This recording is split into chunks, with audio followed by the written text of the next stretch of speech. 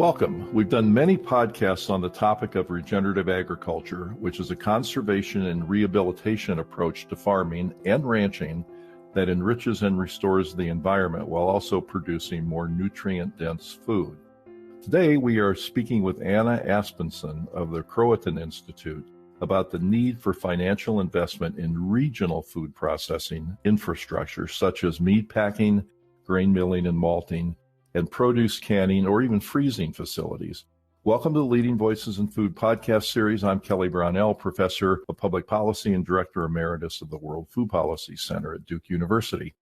Anna, thanks so much for being with us. Thanks, Kelly. It's great to be here. So Anna, a recent report that you and others at the Croatan Institute recently released is entitled Investing in Regenerative Agriculture Across Value Chains. And I thought this was really interesting. And in this report, you argue that there's a missing middle, as you call it, in the country's food processing infrastructure. Can you explain what you mean by this middle infrastructure and why do you advocate for investment there? Great question, Kelly. When we refer to middle infrastructure, really what we're talking about is anything between the regenerative farm and the consumer. So that can really be anything from a processing plant that cuts, cleans, and packages a product. It's the storage of that regenerative product. It can be a company that aggregates for larger volumes to reach larger markets, and it's marketing regenerative products and distributing to those retail locations. So grocery store, to a school, to a hospital, and even the customer's front doorstep. We talk a lot about the missing middle in agriculture, and that's referring to mid-scale agriculture. We have smaller farms, we have large, more conventional farms, and there isn't a lot of regenerative farms that are that mid-scale size. So the missing middle of infrastructure is that it's the infrastructure that helps to widen markets for regenerative farms so that they can reach larger scales and so that more people can have access to those regenerative products, which are typically flavorful, healthful, and good for the land, good for the environment. We wanted to focus on the investment piece because at Croatan Institute, we focus a lot on pathways to new economies, pathways for the economy to work more for human health, for ecological resilience, and for social and racial equity. In 2019, we wrote a report called Soil Wealth, Investing in Regenerative Agriculture Across Asset Classes.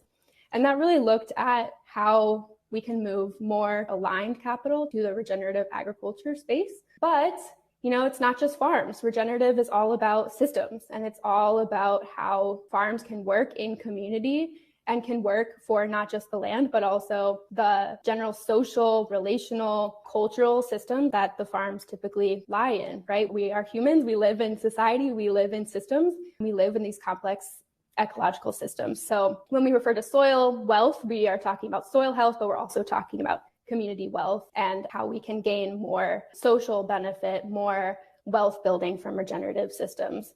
So Anna, if you wouldn't mind, help paint a picture for us of what a farm like this might look like. So how big would a middle-sized farm be? And what would be some examples of things that such a farm might produce?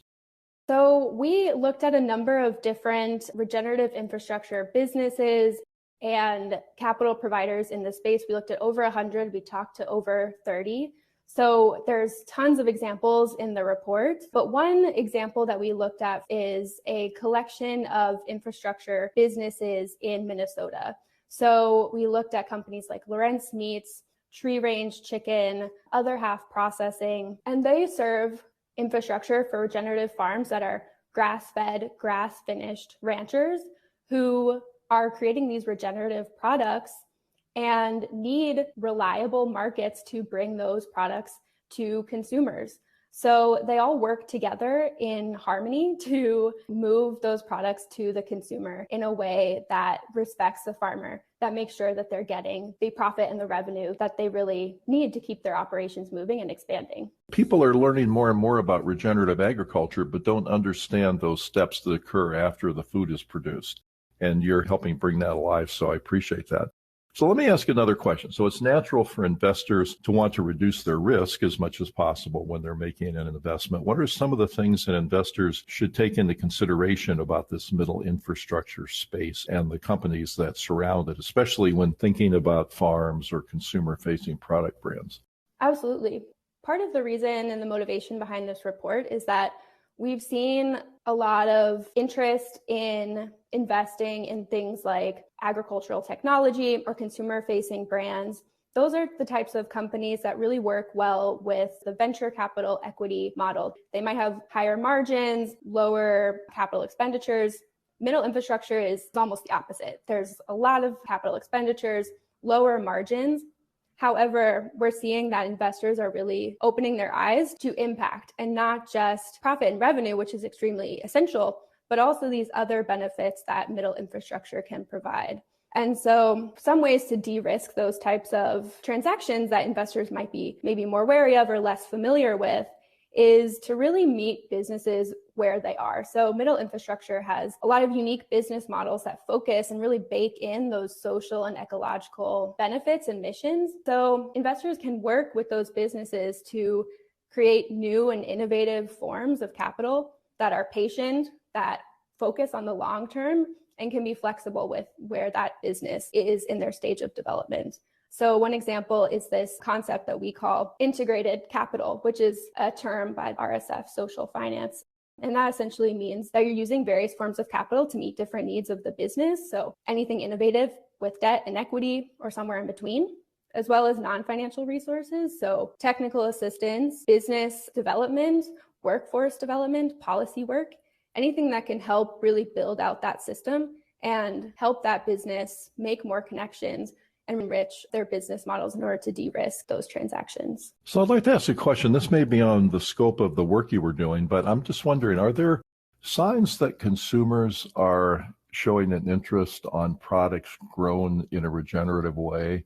I mean, certainly people are using farmers markets and more people care about organic and things like that. What about the term regenerative in particular? Is it something that consumers know about? Are people making purchasing decisions based on this? We certainly have seen an increased interest in regenerative and consumers looking for products that are not just sustainable and good for the environment, but also social and economic benefits of regenerative business. I think that one of the challenges for middle infrastructure is that those farms are really taking in risk and transitioning to regenerative. They're very complex systems. They're very knowledge heavy. There's a lot of peer and community learning that is necessary for regenerative agriculture. Brands and middle infrastructure are a great way to show consumers the benefits of those products in order to increase demand and therefore infrastructure. There's lots of new labels and brands, and we can expand those markets. Hopefully we'll have more regenerative farms with rich, connected value chains. Isn't it also true that if a farmer takes land that hasn't been used in a regenerative fashion and tries to turn it into a regenerative farm, that process takes some time and some investment and some risk on the part of the farmer that goes beyond the normal risk of weather and pests and things like that? Is that true? And is having a solid infrastructure ready for their products once they start getting produced a really important part of the financial security of the farmers? One thing about risk is that we typically think black and white, this thing is risky, and therefore investors might be wary of it because of the lower margins. It's seen as risky. But we've gotten to a point where with climate change and with the increasing challenges and extremes of climate that we're seeing, we really need to start looking in the long term. So maybe there is short-term risk, but it's really helpful for investors to understand that risk and to change the way that they're providing capital in order to think with that long-term mindset. The whole purpose of middle infrastructure is to bake in that resilience, to increase connections and redundancy so that there is increased resilience. So in your report, you highlight organizations that have had success as middle infrastructure companies. Can you talk a little bit more about some of these examples?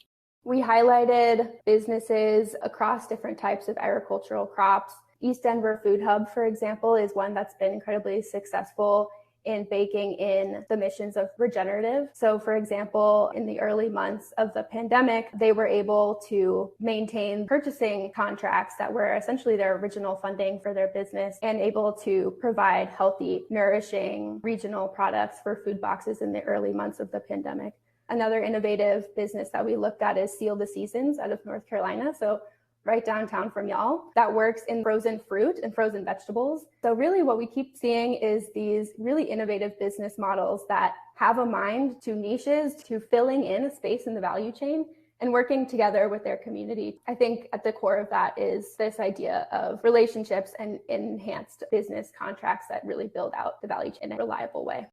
You know, it's interesting that you mentioned Seal the Seasons because I buy their products and they're really wonderful. It's nice to see that they've come so far and to see their products out there. And you're really helping show us that having that infrastructure is so important, actually getting these things out into the marketplace. So let me end with this question. What's the final take-home message you'd like to give for investors wanting to support regenerative agriculture? Good question. I think at the core of it, we really want and are hoping that investors can jump in, start somewhere. We've shown through this report that these types of businesses, although they're unique, although they're innovative, these businesses are profitable. And it takes a lot of coordinated effort, but if investors can really embrace that type of cooperative, collaborative mindset and start to also work with these businesses in their innovative spaces to create new capital solutions, then we can really start to build these systems that we haven't really had in the US post-colonization. We haven't had a food system that is coordinated and built around equitable access to quality foods that regenerate nutrients for communities and the environment. We have to start somewhere, so let's jump in. Well, Anna, it's really nice to end on such an optimistic note, and I want to thank you for joining us. It's been a real pleasure to speak with you. Thanks so much, Kelly. It's been great. So our guest today has been Anna Aspenson at the Croatan Institute in Durham, North Carolina. And thank you for listening. If you'd like to subscribe to the Leading Voices in Food podcast series, you can find it on Apple Podcasts, Google Podcasts, or your favorite podcast app. Podcasts and transcripts are also available on the website of the Duke World Food Policy Center. This is Kelly Brownell.